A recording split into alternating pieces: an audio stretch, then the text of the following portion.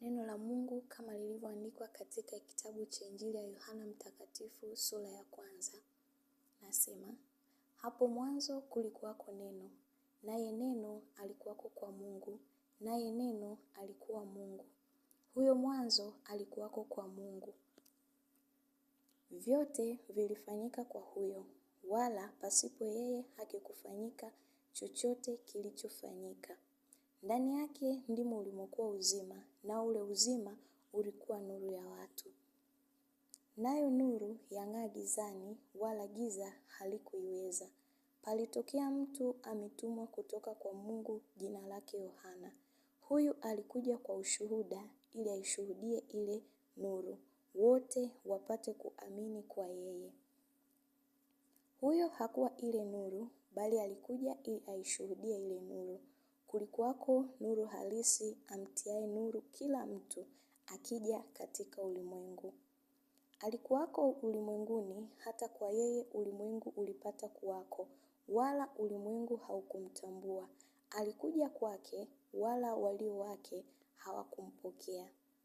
Bali wote waliompokea aliwapa uwezo wa kufanyika watoto wa Mungu.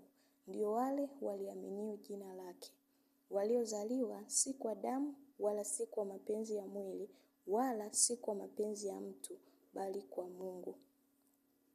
Naye neno alifanyika mwili, akakaa kwetu, nasi tukauona utukufu wake, utukufu kama wa mwana pekee atokaye kwa Baba, amejaa neema na kweli.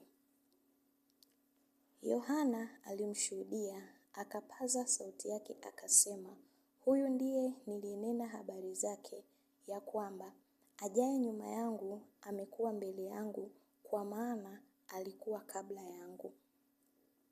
Kwa kuwa katika yeye utimilifu wake sisi sote tulipokea, na neema juu ya neema.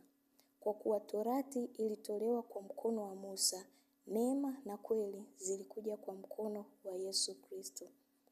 Hakuna mtu aliyemwona Mungu wakati wowote. Mungu mwana pekee aliye katika kifua cha Baba, huyo ndiye aliyemfunua.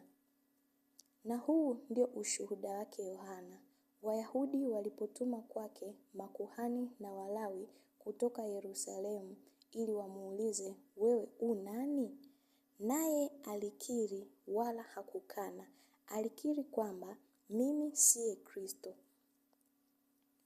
Wakamuuliza, ni nini basi? Elia wewe?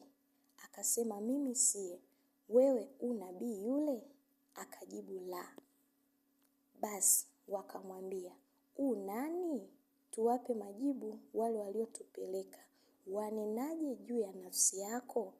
Akasema, mimi ni sauti ya mtu aliaye nyikani, inyosheni njia ya Bwana, kama vile alivyonena nabii Isaya. Nao wale waliotumwa walikuwa wametoka kwa Mafarisayo. Wakamuuliza wakamwambia, mbona basi wabatiza, ikiwa wewe si Kristo, wala Elia, wala nabii yule? Yohana akawajibu akisema, mimi nabatiza kwa maji, katikati yenu amesimama yeye msiyemjua ninyi. Ndiye yule ajaye nyuma yangu, ambaye mimi sistahili kuilegeza gidamu ya kiatu chake. Hayo yalifanyika huko Bethania, ng'ambo ya Yordani, alikokuwako Yohana akibatiza. Siku ya pili yake amwona Yesu anakuja kwake, akasema, tazama mwana-kondoo wa Mungu aichukuaye dhambi ya ulimwengu. Huyu ndiye niliyenena habari zake, ya kwamba yuaja mtu nyuma yangu ambaye amekuwa mbele yangu, kwa maana alikuwa kabla yangu. Wala mimi sikumjua, lakini kusudi adhihirishwe kwa Israeli, ndiyo maana mimi nalikuja nikibatiza kwa maji. Tena Yohana akashuhudia akisema, nimemwona Roho akishuka kama hua kutoka mbinguni, naye akakaa juu yake. Wala mimi sikumjua, lakini yeye aliyenipeleka kubatiza kwa maji, huyo aliniambia, Yeye ambaye utamuona Roho akishuka na kukaa juu yake, huyo ndiye abatizaye kwa Roho Mtakatifu. Nami nimeona tena nimeshuhudia ya kuwa huyu ni mwana wa Mungu. Tena siku ya pili yake, Yohana alipokuwa amesimama pamoja na wawili katika wanafunzi wake, akamtazama Yesu akitembea, akasema, "Tazama mwana-kondoo wa Mungu."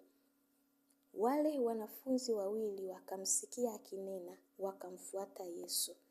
Yesu aligeuka akawaona wakimfuata, akawaambia, "Mnatafuta nini?" Wakamwambia, "Rabi," maana yake mwalimu, "unakaa wapi?" Akawaambia, "Njooni nanyi mtaona." Wakaenda wakaona, akaapo. Wakakaa kwake siku ile, nayo ilikuwa yapata saa 10. Andrea nduguye Simoni Petro alikuwa mmoja wa wale wawili waliomsikia Yohana na kumfuata Yesu. Huyo akamuona kwanza Simoni ndugu yake mwenyewe, akamwambia, "Tumemuona Masihi," maana yake Kristo. Akampeleka kwa Yesu, naye Yesu akamtazama akasema, "Wewe u Simoni, mwana wa Yohana, nawe utaitwa Kefa," tafsiri yake Petro au jiwe. Siku ya pili yake alitaka kuondoka kwenda Galilaya, naye akamuona Filipo. Yesu akamwambia, "Nifuate." Naye Filipo alikuwa mtu wa Bethsaida, mwenyeji wa mji wa Andrea na Petro. Filipo